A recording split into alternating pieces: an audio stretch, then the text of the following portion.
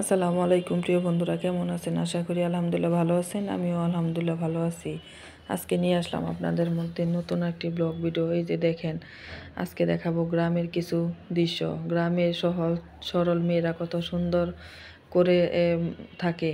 হ্যাঁ বন্ধুরা, এটা হচ্ছে আমার ছোট বোন। ও তো খুব খুশি গ্রামে গিয়ে। গ্রামের আবহাওয়া বা পরিবেশ দেখে ও মুগ্ধ হয়ে গেছে। আজকে বাচ্চারা তো নানুর বাড়ি চলে গেছে। নানুর বাড়ি তো মধুরহারি, নানির বাড়ি মধুরহারি, এটা তো জানেন সবাই। আর বাচ্চারা তো এখানে গেলে দুষ্টামির তো কোনো শেষ নেই। বাচ্চারা তো প্রচুর দুষ্টুমি শুরু করে। ওই যে দেখেন, ছেলে কিন্তু ছাদের উপর দাঁড়িয়ে উঁকি মারতেছে, যদি পড়ে যায় শেষ। কিন্তু এটা কিন্তু বুঝতে পারতেছে না। আর হচ্ছে ওই যে একটা খেজুর গাছ দেখা যাচ্ছে, ওই খেজুর গাছের খেজুর খেতে কিন্তু অনেক বেশি টেস্টি। খেজুরগুলো দেশি হলেও ছোট সাইজ থাকলেও খেতে কিন্তু অনেক লোভনীয়।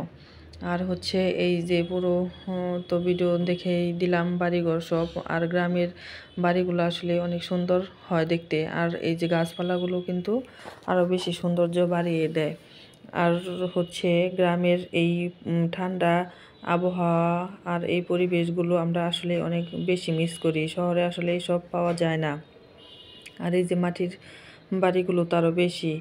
এগুলো তো আসলে আরও মুগ্ধকর একটা বিষয়। আর মাটির ঘর কিন্তু আসলে অনেক সুন্দর। আপনাদের জানা আছে কি না জানি না। আর হচ্ছে এই যে দেখেন একটা ফুল গাছ, এই ফুল গাছে কিন্তু অনেকগুলো ফুল ফুটে আছে, দেখতে কিন্তু অনেক সুন্দর। আর এটা হচ্ছে মুরগির একটা থাকার ঘর, মুরগি থাকে এখানে।